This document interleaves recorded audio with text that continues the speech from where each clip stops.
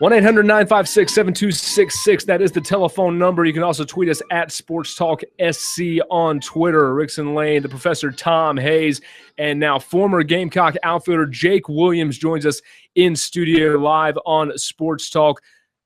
Thank you guys for having me. Appreciate you being here, man. Now you've got what I think, and I think Gamecock fans are going to be real excited to hear about. Tell them about this big project that you've got going on. I think so too. So I've started to get a little hype going around it social media wise, but for Gamecock fans out there, I'm going back and in a sports documentary style film telling the story of our specific 2011 national championship, but also we'll be touching on both championships. I've got full cooperation with the university, Coach Tanner, and all my ex-teammates. It's the sort of thing where I'm tracking down guys to see who's done what since these championships, and it's also telling the stories of that team. And it's also there's a lot of points about what led guys to USC that we're touching on as well, which is there's some really cool connections. Now, you were a member of that 2011 national championship team. When did the idea, and because we were talking about it before the segment, and I'm surprised no one has done something like this yet. I mean, it's been 6-7 years. Exactly. When did the idea come to you? Hey, this is something that people would want to see a documentary about this team. Well, I was telling you guys off camera here that the idea initially spun sort of from, this was right about the time new iPhones were coming out with cool videos, and you could just pretty easily pop it on your phone. But actually my degree from the school is in visual communications, where I was trained in design, photography, videography, which is just another reason they've taken to the idea even more, that they have not only an ex-player creating this, but he's also a trained videographer from the school that he's telling the story of the school. So they're way into it, but so basically the idea spun from me having just amazing cell phone footage of different periods throughout the season, everything from locker rooms to bus rides to, winning after we won the whole thing, we got the bus rides and Coach Tanner's post-game speech, and it's all raw footage that I said, man, something should be done with this stuff. And not only me, but all my teammates have stuff too. That it's an inside look to the team that you would never see elsewhere. That you'd never be able to see what's happening on the bus after a team wins a national championship, or what their coach says to them. And Coach Tanner's forgiven me at this point, but sort of instinctually, I kind of just snuck my phone up when he was giving us our post-game speech, and obviously paying attention, but I had my phone here on my hip, and it's going to be golden footage. So it's just all this stuff, and again, like you said, 5-6 years has gone by, no one's told the story in the light that I want to, and so I figured, why not me do it? I'll do it. Now tell me this: when you started to develop the project, if you like me, and I used to do video projects, you start off and you have an outline and everything, and then suddenly you see the footage and you just tear that up. That's so true. That's happened numerous times at this point already. And it's been fun. At this point, I've already gone down to track 5-6 teammates to interview them already, and I plan to do another 5-6 with Coach Tanner as well, and perhaps a couple other guys. But I've gone now to Reno, where Michael Roth was playing against Christian Walker in AAA, where we had a blast there. I interviewed both of them together at one point and separately. With a great scene with the city of Reno and the field and snow-topped mountains, and then shot over to New Orleans after that and got Peter Mooney, who's in AAA as well.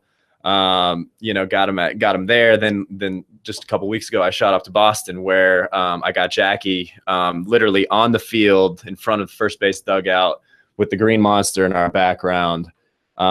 Just golden footage, where, like you said, time in and time again, my ideas have shifted. Already talking to these guys, new ideas are forming. We're getting a better picture of, better overall picture.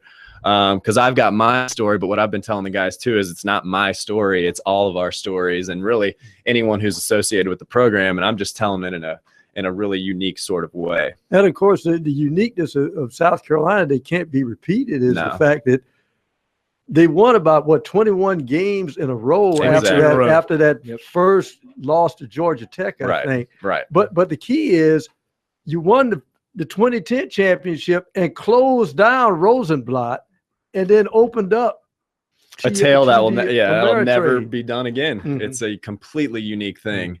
And this team it's again, we still hold many records. That 22 game, that's still held. So aside from this being literally one of the greatest college baseball teams of all time, there's also just such juice to these individual stories of these guys and what led to USC. I mean, I was a local boy, so I grew up in Greenville, where I played high school ball with Michael Roth, Kyle Enders. I played AAU baseball with Scott Wingo. We were all friends. We were all around each other all the time. So then ultimately, and in high school, winning state championships, AAU championships all together. Then we all find our way back to USC where we win more championships. So, and that's just, there's cool connections leading. And then of course the story within, and then post the championships, a big chunk of what I'm telling is what these guys have gone on to do since. And there's some guys, I mean, the stories are vast. I mean, we've got guys who are in the big leagues now, guys who are still playing that are trying to still fight for the big leagues. We've got Robert Berry, who's a police officer in town here, who's just been on Live PD. I don't know if you guys have heard about that show on A&E. They have a new cop show where it's like literal live footage from these cops and the calls they get. And he was just on that show. Oh, okay. On A&E, kind of crazy. Wasn't Robert Berry the guy who threw out the Florida runner at the plate? Was he? Well, no. Well, I threw out the guy. He was involved too. Oh, yeah, he was there too. Yeah. He caught the ball. That's true. Yeah, he caught the ball. Yeah, I do. I was thinking. I said, hey, but the interesting thing about a story like this, and I think the fans would try to pinpoint it, is because you can bring all the best talent in the world on a team, and the groceries just don't mix. No, something happens. That's right. But this team had an aura about them once they had success that you don't want to call it arrogance, but it almost like when they walked on the field, you looked at your opponents and say, "Welcome to my office." Exactly right. You're in my office now. How did that come about? One of the big themes of the film, we're kind of touching on it, and for the first part of what you said, is that winning recipe. Like, what does it take to win 2 national championships in a row? Because we're playing against loaded teams with all the talent in the world. Like you said, I mean, every team we're playing, and you guys were just talking about before, and now it's not just a few schools, it's any school is going to be able to beat you now. So what is the winning recipe? Like, what does it take? What's the difference between us and some other team that was stacked with first rounders and that should have been there over us or something like that? And it's been really cool to hear the individual answers from the guys I've interviewed already. To me, there's a lot to that. The first thing that comes to mind, which I kind of joke with the people, is 2010 was the first year that they implemented team yoga. All right. Never had done that on a team at all. Namaste. And it was just a funny thing that we just started doing this team yoga. And it was about stretching, but it was just more of another thing about being together as a team. And we go on to win a national championship. And again, the next year we do team yoga again and go on to win. That was just a little kind of a joke. Like, not yoga didn't win us a national championship, but who knows? I mean, there's these little things. And to go forward with that, I think within that recipe and what it takes is there's so many things. And that team, why did we bond so well together? I think it's plenty of things. Doing off-field stuff all the time together. We ate dinners together. We were more family and oriented than anything. And another thing too is we were a group of guys that there was that sort of arrogance on the field, but off the field there was none of that. We basically good guys, good recipe. Tune in for more. Jake Williams will be back with us next segment on Sports Talk on the South Carolina Radio Network.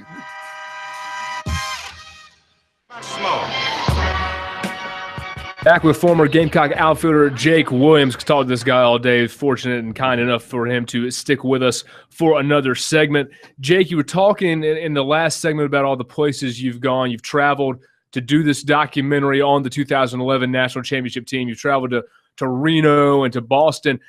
A lot of people have had ideas about chronicling championship teams, but you got to spend a little bit of money to be able to make this happen. How have you been able to fund this project, which has taken you all over the country? Right. Yeah. Well, and this isn't something that I just overnight have put together. This has been now almost a year's collective of work where, Ray Tanner and I and his assistant, we've sent probably 300-400 emails. This isn't just a chump production we're trying to throw together. I mean, we're going to give it the attention and money and proper, it's proper. We're going to make it proper is what I'm trying to say. The team is one of the greatest teams ever. So we're going to make a film to properly commemorate them. But the funding we've like I said, I have Ray Tanner on my side. He's into the project. The university's into the project. And we've gone to private donors at this point to buy into the project with me. So guys who are normally giving to the university anyways, we've approached, with this unique opportunity for them to buy into something that will never happen again, a film that will, that a once in a lifetime type thing. So I've got a million questions. We've only got one more segment with you. So I want to do some here. I want to run through this real quickly because I'm looking at this roster of this 2011 team and just the characters on this roster. I mean, if people don't remember this 2011 team, it's a shame because y'all had some amazing baseball players. You had some out there guys on this team as well. So and to chime in real quick, that was part of that winning recipe too. The guys themselves. I mean, it's the characters on the team. It's the molding together. But go ahead. So without, I don't want you to give away anything that's going to show up in the documentary. But if you can, if I give you a name, if you could just give me either a quick best story or a quick best memory you have of some of the guys on this team. Right. Michael Roth. My first memory is of Michael as a 14-year-old in high school. Was he still trying to play first base back then too? He was. He was an All-American first baseman, actually. So believe it or not, but now he's a big league pitcher. But it worked out for him. Yeah, Anyway, go ahead. Next. See, I'm trying to find where's he? Brian Harper. Ooh, character indeed. West Coast vibe. His brother actually I think that was maybe the year his brother got drafted. It's worked out for Bryce too, by the way. Yeah. So his brother came in at one point. I remember the little story, and he was just an 18-year-old kind of in this college environment, way out of place. But his brother Brian was taking him under his arm, showing him around. And he, this is a now multi-millionaire, right? 18-year-old. But yeah, that was a good one. Matt Price.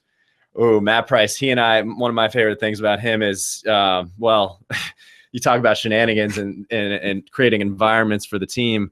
John Taylor and I, and we'd sub one guy in each time as well. Every day before every game, we'd stretch. Everyone's stretching. The position players would stretch and the pitchers would stretch. And then they were pitchers, so we'd all do a little stretch ourselves after, just the 3 or 4 of us, where we'd do silly stuff. We're doing leapfrogging over each other. And another thing about Matt is he and I, we do the little huddle before we run on the field, before the game. And he and I, people are doing high fives, this, that, but we would just give a classic hug right before and then run out for the game.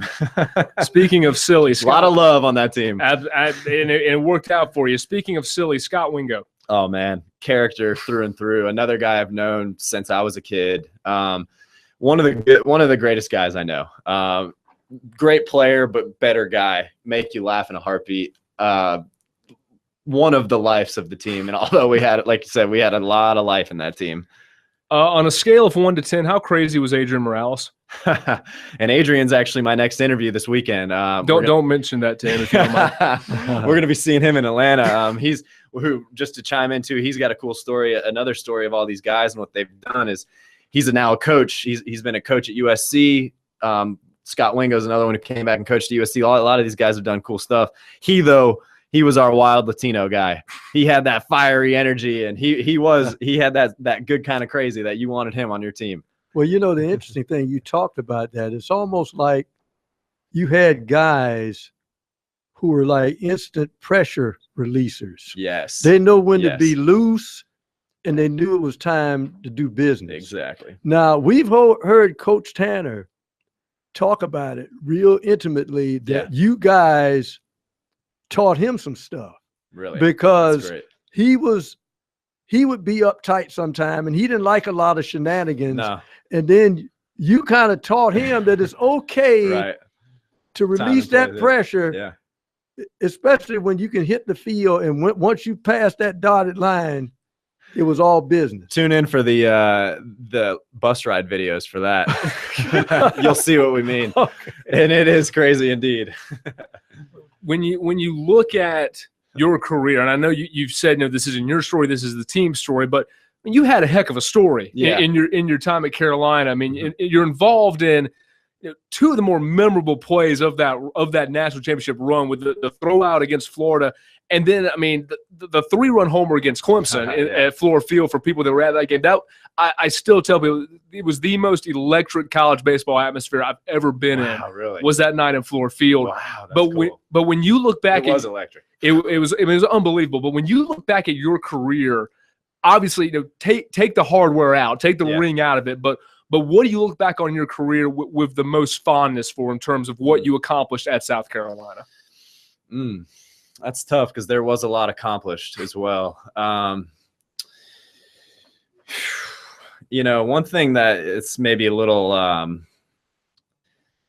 kind of like a little cliche, and it goes on with, I think it's maybe some of those relationships I formed with these guys. And it's been especially cool to track them all back down and to talk to these guys again after years of not seeing each other. And it be like we haven't left one day, where it's two brothers talking about the stuff we went through and having a blast with that. Memorabilia aside, winning games aside, for me, and I don't have a lot of close friends either. And especially when you're in that environment in school, you don't have like a chance to get out. You're not meeting other people per se. So if you make great friends on your team, then you're fortunate. And we all were super close, all of us. So I think maybe that's one of mine that I took away. After leaving Carolina, people that read the story on you on Gamecocks Online a couple of years ago, or a couple months ago, may remember, went to Atlanta. Then you wound up in Sweden playing baseball. I mean, what was, I know it was a year, but what was that experience like for you to experience baseball? Yeah. It's the same game, but it's this completely different culture and this completely different world. What was that like for you? Well, it was a dream come true. To play professionally has always been a dream, and it didn't work out for me in the States. I had a few buddies who went abroad and played, and I took some time away from school, about 5 years really, from the game. And I was up in Northern California coaching a high school JV team when I was like, maybe I could still do this thing. Put myself out there to an international league, found my way to Sweden, where I not only played, but I also head coached the team in Sweden. Yeah. So, the only coaching I'd ever done too was the high school JV team at this point. Now I'm coaching a professional team in Sweden. So it was interesting to adapt to that and to try to take that on as well as play. And I hadn't played in years. So fortunately it came right back to me pretty good. And baseball in that area, really, not just Sweden, but in that entire area, it's super unknown. They don't even know what the sport is a lot of times. People are just figuring it out, and that's why they definitely want Americans to come in, bring that knowledge, passion for the game. And I had a good track record from college, so they took me in, and I did real well, and the team did real well, and it was an incredible experience, once in a lifetime type thing. And I don't think I'll play again probably, but I checked that off my list too. So very cool. Former Gamecock outfitter Jake Williams with us. Jay, we appreciate you. Before we let you go quickly, is there a release date planned for this documentary? Well, there's no release quite yet. We're going as we go. We're getting guys interviewed. We're going to try to release it this fall, though. We're going to try to get it out in the fall sports time at some point. We'll be able to. There'll be digital copies sold online, bookstores. We're going to get it out all over the place for you guys to see. It's going to be something special. I look forward to it. You Gamecock fans, keep following me online here and there. And we got something big coming for you. That's Jake Williams, former Gamecock outfielder, documentary chronicling the 2011 team. Going to be a lot of fun, folks. Look forward to the fall.